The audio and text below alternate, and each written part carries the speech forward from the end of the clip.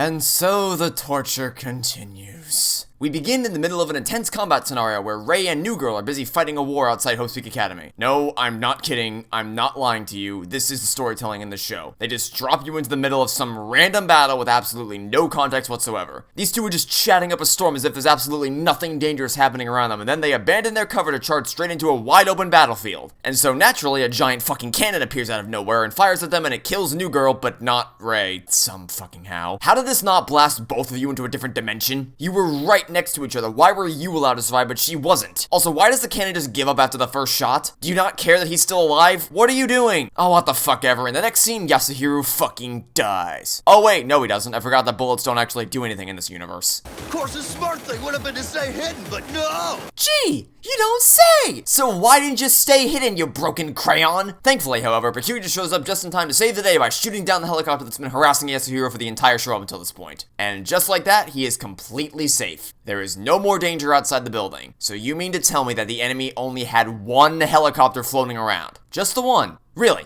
The exact same helicopter has been harassing you the entire time? Really? They didn't bring an entire army of helicopters to watch over the building in case anyone tried to escape? Just the one? Are you fucking kidding me? But then we get a nice break from all the insanity, and believe it or not, we actually get a tender sibling moment. It doesn't last long, but you know what? It's better than nothing. Just a second for Makoto and Komaru to talk to each other as a family, and promise them when this is all over, they'll see each other again. And they both admire how much the other has grown up and changed in the events following the tragedy. Only for the broadcast to unfortunately be cut short, and the two siblings are left a world apart, with Hina reassuring Makoto that he is a good big brother. Then Monika's robot has a seizure and fucks everything up. She's a robot? What the heck?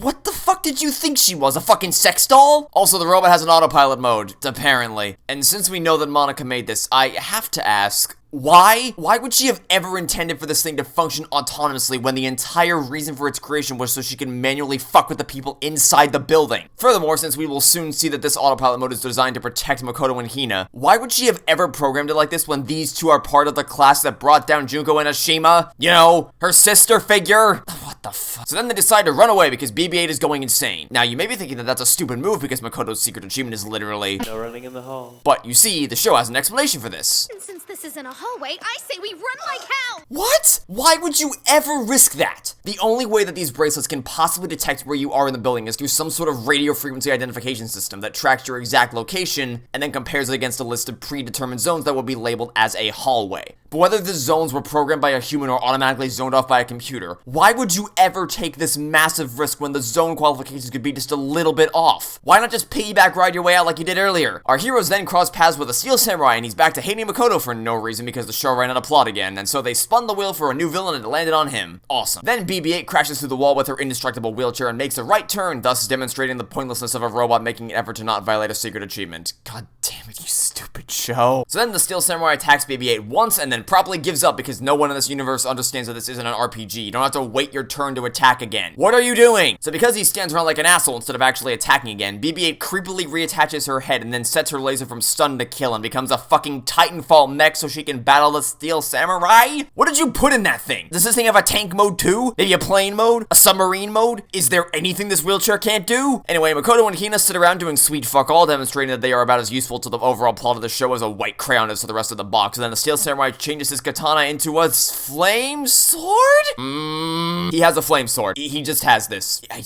This is the part where the writers are telling you that they can do whatever they want and summon whatever random new ability or tool they want at any given time, even if there's absolutely no build-up for it whatsoever. Did you fuckers take advice from the Professor Layton writers or something? Anyway, Makoto and Hina fuck off to go find Kyoko while BB-8 fends off the pyromaniac that is the steel samurai in her Titanfall mech suit. Speaking of Kyoko, she's still playing Blue's Clues, and it turns out that the room was filled with booby traps that the boyfriend planted before he died. Where did he get the materials required to set all these up? How did he have the time to do so? No fucking clue, just don't think about it. Seriously, where the fuck did you find 2 crossbows? Look, a crossbow! Veruca begs to leave the room again, but Kyoko says nah. She then notices scuff marks on the floor, but before she can discover why they're there, Veruca accidentally trips on this enormous pile of traps that you have to be blind as a bat to miss. Rei sees through this ploy and then calls her out by saying that she has apparently formed a splinter group within the Future Foundation, and that she actually wants to start her own organization. No, I'm not kidding. He brings up the incredibly major detail that Veruca wants to form an entirely different organization separate from the Future Foundation, which would make things incredibly problematic when trying to present a unified force of hope to save the world, and he does this without any kind of build-up whatsoever. The conversation just ran out of steam and they needed something for Ray to talk about to keep it going. He just straight up pulls this major plot point out of thin fucking air, only for it to literally never be brought up again throughout the rest of the show. What the fuck was the point? Then Matt randomly bursts through the door, and upon noticing that boyfriend's dead, he says that killing 4 people is easier than killing 5. So, now Matt wants to kill everybody. Why? There's no connected tissue that establishes this. He has no motive. He doesn't justify it. Oh, is it because the Steel Samurai wants to kill everyone? Well, aside from the fact that that makes no sense at all, as I've already gone over, you might want to get your story straight, because the Steel Samurai only recently became an unhinged psychopath when the plot needed more reactivation juice to keep things moving. You haven't spoken to him a single time since that bridge scene from the 4th episode, and at that point his plan for you was to just follow Makoto and presumably kill him. So what the fuck are you doing messing around with D-Team? You don't have a motive of your own, and there's no motive that aligns with the Steel Samurai for you to adopt as your own. So, I call bullshit. This makes no goddamn sense. So then Matt kicks the shit out of everyone and then slowly waddles over to Kyoko so Ray has enough time to throw a book at him, to which he appropriately says, "Really?"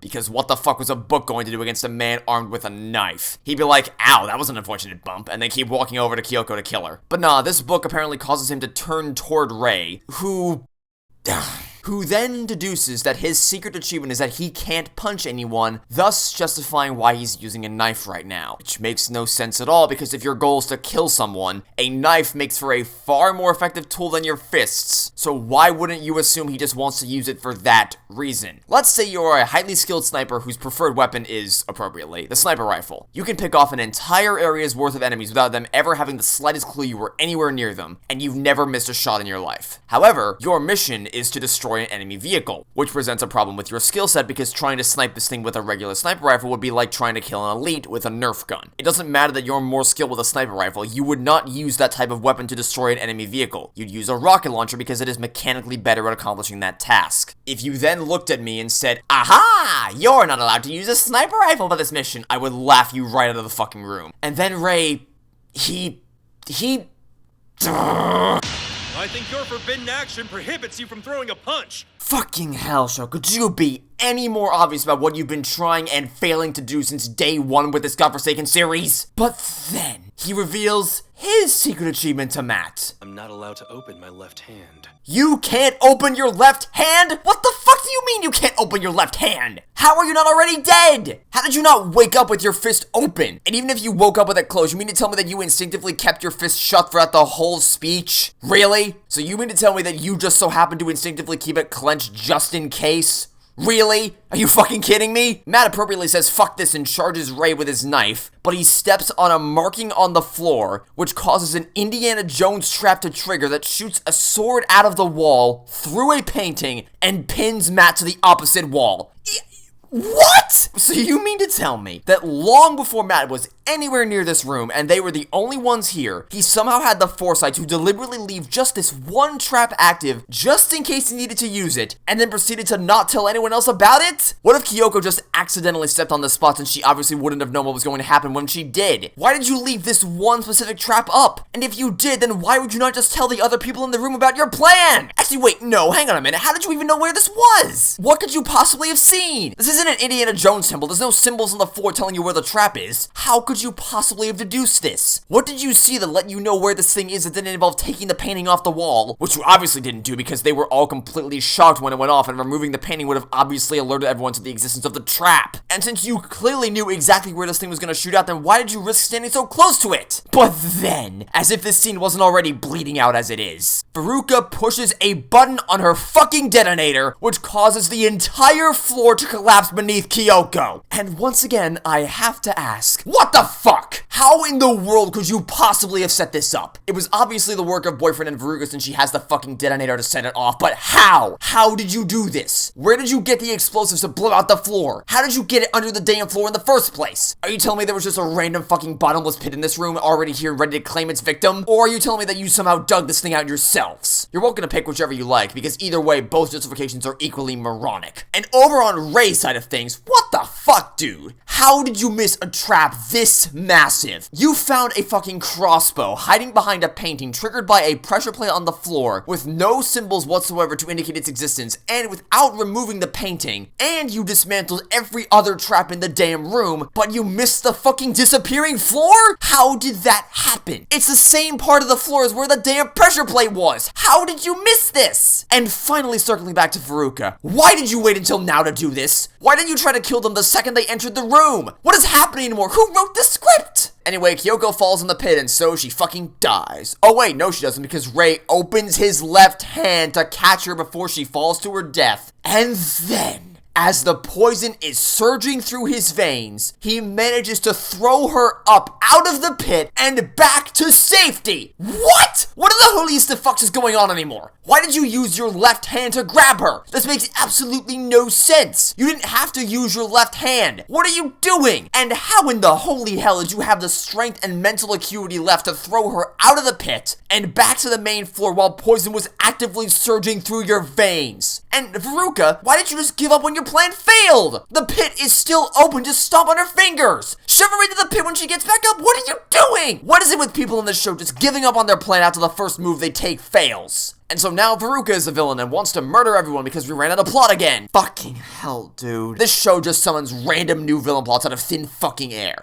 Then, and I am not kidding when I say this, she feeds Matt a piece of candy that hypnotizes him into becoming a mindless puppet. Fukuoka has hypnotic candy in her back pocket. What? If you are such a talented confectioner that you can make candy capable of literally hypnotizing people, then why did you ever need Corona's help for anything? Actually, no, fuck that. You made a piece of food that hypnotizes someone and that instantly affects them? What is this shit? Wait a minute, how is he even still mobile after being impaled in what appears to be dangerously close to his heart? And how is he capable of yanking out the sword all by himself? Why would he not have done this earlier? But then, fucking then, yanking out this sword causes him to instantly break free of the hypnosis? What? How did that break you out of your trance? What was the point of doing this in the first place if you were just going to instantly reverse it? Who wrote this scene? What happened to the script? So then he decides to murder Kyoko, but stops dead in his tracks when she tells him to wait. Why? Why would you wait? Why wouldn't you just murder them all? You want them all dead! Why would you give even half a shit about what she has to say? Oh my fucking god, why is everyone in this universe so stupid? Anyway, it turns out that Fukuoka was actually the one who killed Boyfriend, and in an impressive deduction from Kyoko, it is revealed that even though a knife was found in his body, the wound was in a different location from all the other victims, and there was no sign of blood loss. Here's the problem. This isn't something the audience could have reasonably deduced due to how these scenes are presented to us. By which I mean, none of these clues are shown to the viewer at any point. I see you still haven't learned from the first game when it comes to Kyoko's impossible deductions. She has also figured out that apparently Boyfriend's secret achievement was eating? What? How could you have deduced that? Why wouldn't you have just assumed that he was poisoned since you just said not 1 minute ago that you found traces of poison on the body? Oh, and apparently Kyoko licked Boyfriend's saliva and learned that it tasted sweet. That's actual dialogue from the show. His saliva tasted sweet. So now Kyoko has AIDS. Now, you may be wondering why Fukuoka would have killed Boyfriend in the first place when he's just about the only person who she seemed to trust in this game, and is the only person whose dick has more control over his actions than his brain does, thus making him the only person who actually gave half a shit about her. Well, you see, it's because Fukuoka's secret achievement was that she can't let anyone leave the building. What? So let me get this straight. Your justification for killing the only person who ever had your back in this damn game is because he found a hidden exit and you were afraid he was gonna leave you behind and get you killed in the process. What the fuck? This man has no personality outside of you. I've been calling him Boyfriend throughout this entire series because that's his only character. To be the boyfriend and Fukuoka's knight in shining armor who attaches his entire value in life and existence onto yours. He was never going to go through the secret exit to betray you. This makes no goddamn sense. He literally planted traps in every corner of this goddamn room, some fucking how, all to protect you. To prevent anybody from being able to reach the doors and escape. Your motive to kill this man is complete and utter nonsense. Also, can none of you read properly? It's not a secret exit, it's a secret entrance. The door is explicitly labeled as such. Do you know what the word entrance means? The door wouldn't lead you to an exit out of the building. It would serve as an entrance into a different room. You're all freaking out over nothing. Why is everyone in this show so stupid? So then Matt goes from wanting to murder everyone to wanting to leave. Also, Kyoko's theory can be ultimately proven correct, and then she and John Lasseter can fuck off down the hallway and run away in this incredibly awkward CGI hallway shot. Then he accuses her of being too cold, and in response, she says, I have to be. and so she throws away her jacket.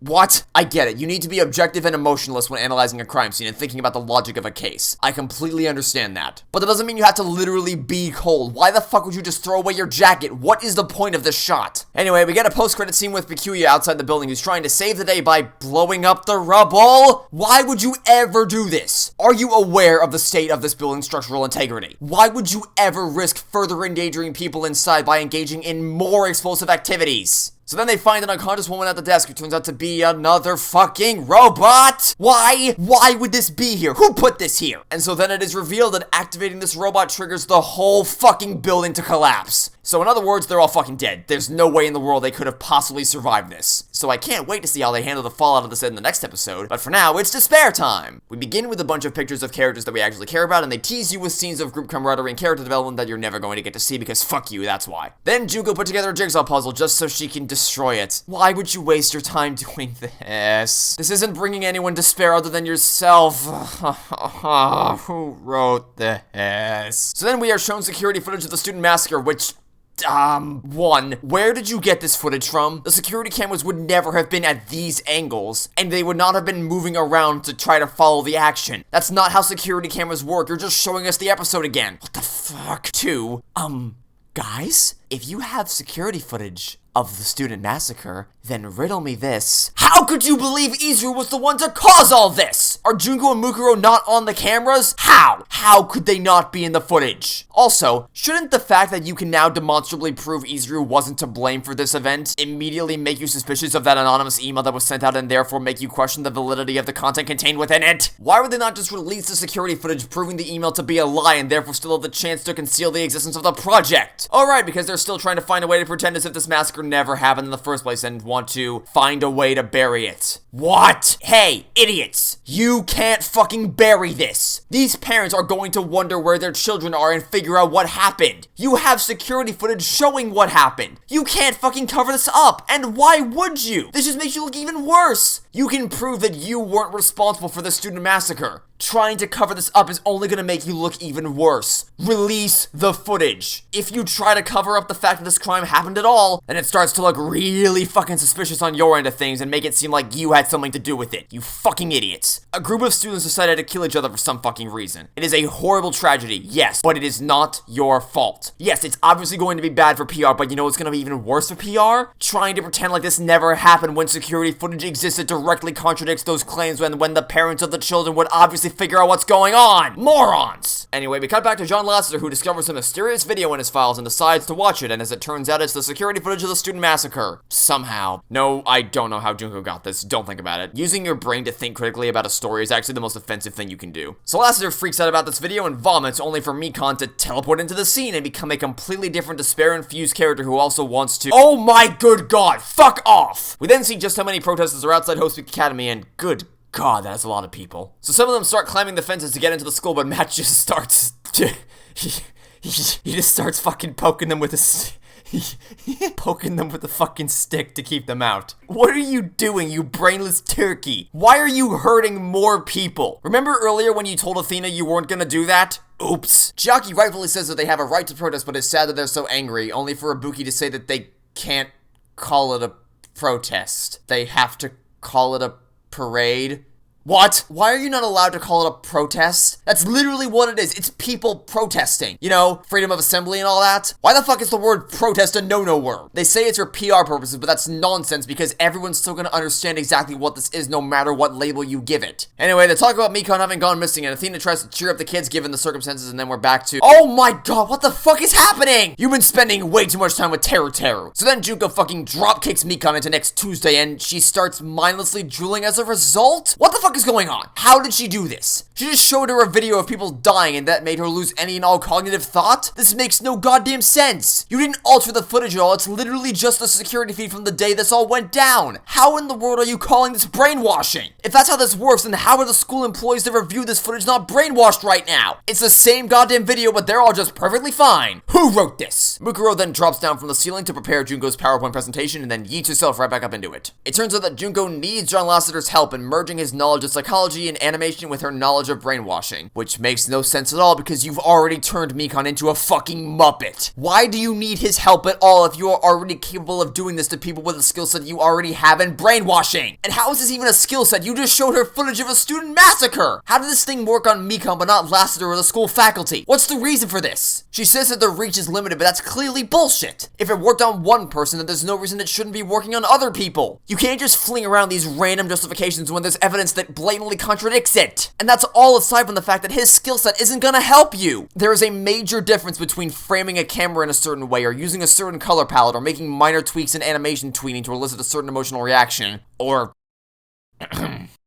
showing off certain things to hold the attention of a certain subset of your audience because you have absolutely no faith whatsoever in your ability to retain their attention through the story alone. And literally brainwashing people into murdering each other. How could you ever possibly think this was going to work? And since we've now officially reached the point where Junko has revealed her ultimate plan, now I need to point out that were it not for the fact that they just so happened to cross paths with each other at this exact point in time, the end of the world may have never happened at all. What was your plan if you didn't bump into him? What were you gonna do if you didn't meet John Lasseter? What is this show? Everything either runs on pure contrivance or nonsensical bullshit. So then we cut back to everyone feeling the big sad, and then he's back, everyone. Nagito has returned to the show. The gray sprinkle on a rainbow cupcake has re-entered our lives. Kill me. As if this show needed to make things even worse. How did he get back? How did he escape the desert? I mean, knowing him, a magic carpet probably fell into his lap. But whatever actually happened out there, we'll never know because they never fucking show us. Why would a writer ever need to explain how a character who is going to single-handedly define the outcome of several upcoming major events escaped an unescapable situation? Now, why would they ever need to explain that? Imagine if in The Last Airbender, they showed off the characters stranded in the desert, and then in the very next episode, they just show them walking through the doors of Ba Sing Se and that they already have Appa back. Fucking imagine. Would you let that shit slide? Because if your answer is yes, I would, then I doubt that shit very much. You can't just throw a core character with pivotal influence on the plot into a situation like this, and then bring them right back to the main storyline like nothing ever happened at all. And the thing is, it wouldn't even be that hard to fix this. The Oasis scene has absolutely no bearing on anything that happens in the plot, and it only serves to create more problems. So why don't you just cut the Oasis scene? Boom, problem solved. Oh, and also, what was the point of his suspension if his absence wasn't going to impact the plot in any way, and it was just going to be unceremoniously dropped back into the story when the writers realized they needed their good luck trying to keep pushing the plot along? Because trust me, the plot needs him for these next few scenes to function. The plot is really gonna need him. So everyone brings him up to speed on the fact that Mikon has gone missing, but fear not, because as it turns out, Nagito just so happened to see her in the West District on his way over here. Gee, what fucking luck! You haven't even been back for 5 seconds and your stupid luck is already impacting the plot. So then they all leave the school and they go try to find her, and I don't... Why are the students the ones who are handling this? Where is Athena? Why is their teacher never there when they need her the most? Why have you not tried contacting the authorities about her disappearance? Why have you not tried calling her parents about this? Why are you the ones going out to try to find her? There could be a million reasonable explanations for why she hasn't been in school, so why don't you just do the sensible thing and try to call her and see what's up? Also, remember when Matt said he was going to be bumping up security around this class? Yeah, well, they're doing a real shitty job of that since they're able to leave campus with absolutely no resistance whatsoever. Back to the scene at the gates, protesters start pouring in over the fence and then they give up about 5 seconds later. Hey, if you want to try to charge into the school, why don't you go all at once instead of sending like 4 people at a time and then fucking off for a year? They quite literally can't stop all of you. But in an attempt to stop you from thinking about that, the steel fucking samurai shows up? What? How did you get here without Matt noticing you approaching? Actually, scratch that. How did you get through the crowd? Literally, how could you have ever possibly waded your way through this clusterfuck and gotten behind the gates to help Matt? We then learn precisely what the students' plan to rescue Mikon is. The plan is to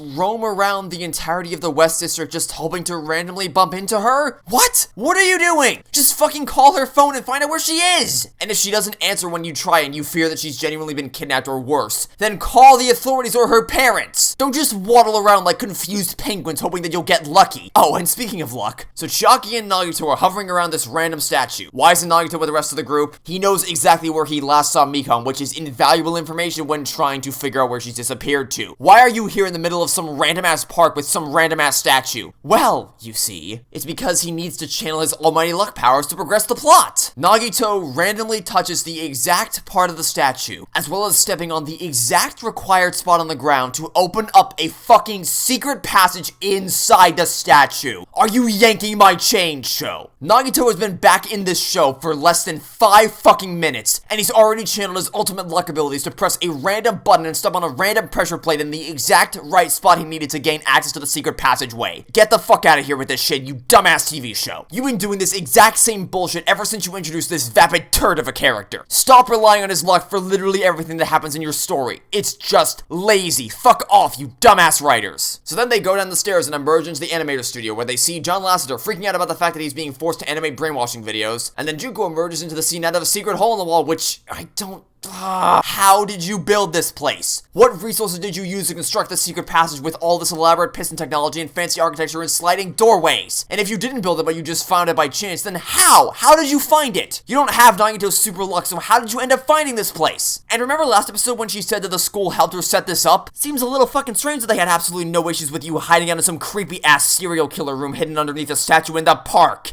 Then, Nagito tells her not to count on receiving backup from Mukuro Ikusaba? What? How do you... We then cut to Peiko holding Mukuro's attention while Nagito goes on his rescue mission and... Stop. We need to stop. None of this makes any sense. How could you possibly know who Mukuro is? You just got back here 5 minutes ago and she hadn't flown into town by the time you got suspended. How do you know who she is? How did Peiko find her? Why was she near this fucking fountain instead of being somewhere she can actually guard the entrance to the secret room? And again, how do you know about someone who literally wasn't at the school when you left? She wasn't even in town. She had to fly in. What the fuck? Then we see Mukuro fail at sword combat because all Peiko has to do is fucking hold her sword perfectly still and she just swings at it. I'm not fucking kidding you here. She just keeps swinging at the sword as if she's magically gonna break through it. What are you doing? Try swinging around the sword, you waffly pancake dildo fuck. You are supposed to be the ultimate soldier. How did you survive on the battlefield when you can't even figure out how to counter someone holding their sword perfectly still? Jumping back to Nagito, he pulls a fucking gun on Junko? What? I can't, what the fuck is going on? What is happening in the script? It makes sense for Fuyuhiko to have a gun because he's a Yakuza member, but not Nagito. When? Why? How? When did you get this thing? Why did you get this thing? Did you expect that you'd be going on a rescue mission today? What is this scene? Apparently he got it overseas, but why? You just randomly bought a gun in case you needed to rescue someone? Who wrote the script? This isn't a satisfying payoff. We had no idea he had this thing. He just pulls it out of his ass like Sonya with the rocket launcher. So then Nagito spends 6 million years monologuing to Junko about how much he wants to kill her instead of just shooting her. What are you doing? Just shoot her! If you want to kill her, then just fucking do it and get it over with already. If you don't, then someone might sneak up behind you and... Exactly! Also, Peiko, you did a real shitty ass job of guarding the entrance. So then Nagito actually pulls the trigger this time, but you're not gonna fucking believe this. The gun jams. No, you did not mishear me. The gun fucking jams. The man whose ultimate ability is literally getting lucky and who just so happened to step on the exact stone he needed to open up the passageway, his gun fucking jams. And because of that nonsense, Izuru sidesteps Nagito, steals his gun, and uses it to shoot Nagito. And for as much as I'd like to celebrate that, what the fuck is happening? Who wrote this? What is happening in the script? How did you even get down here? Peiko, guard the entrance. That's all Nagito asked you to do. What are you doing? Guard the fucking entrance. And good Christ almighty, the luck. There is no cause and effect in this script. It's all just luck, and luck that has absolutely no consistency to the story whatsoever. Sometimes it'll allow you to find secret passages and survive plane crashes, and other times it causes your gun to jam and lead to you getting shot despite the fact that your only talent is getting lucky. Good luck, is it? Well, I have that too. No, you don't! You're not the ultimate lucky student. He is. Who wrote this? Did you fuckers actually play these games? Then John Lasseter runs away, and you're totally cool with this? You're just gonna let him get away? Why? He's the key to your whole plan. He's your only chance at taking over the planet. He is the most important person in your world right now. What are you doing? Why are you letting him get away? So then Lasseter has a panic attack and randomly bumps into Athena because of course he does. Only instead of immediately saying, "Hey, there's a secret room under the statue in the park. Shocky's in danger. Please save her." He just whines about how useless he is and takes forever to tell them where they are. What are you doing? Every second counts right now. Tell Athena where they are. Stop diddling around. And so she runs to go rescue Chucky, and then the episode ends. Oh my God, that was so fucking stupid. Nothing is making any goddamn sense in this show. Does anybody have any idea what cause and effect is? Are you aware of how logic is used to string things together? Why do you keep basing everything you have on luck? Oh, what the fuck ever. We made it through another pair of episodes. Woohoo. For now, I'm gonna go watch the Manifest season finale to remind myself that there are things out there better than this sludge. Even if it's only by a factor of, like, 2. Thanks for watching, everyone, and I'll see you all later this week for episode 9. Goodbye.